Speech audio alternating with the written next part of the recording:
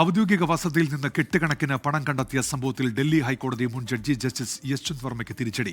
Impeach ചെയ്യാനുള്ള നീക്കത്തിന് എതിരായ യശ്വന്ത് വർമ്മയുടെ ഹർജി സുപ്രീംകോടതി തള്ളി. ഇതോടെ യശ്വന്ത് വർമ്മയ്ക്കെതിരായ ഇംപീച്ച്മെന്റ് നടപടികളുമായി കേന്ദ്രത്തിന് മുന്നോട്ടു പോകാം.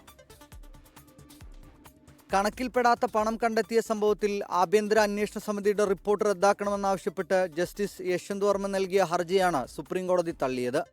അന്വേഷണ സമിതിയുടെ രൂപീകരണവും സമിതി പിന്തുടർന്ന നടപടിക്രമങ്ങളും നിയമവിരുദ്ധമല്ലെന്ന് ജസ്റ്റിസ് ദീപാങ്കർ ദത്തയുടെ ബെഞ്ച് നിരീക്ഷിച്ചു.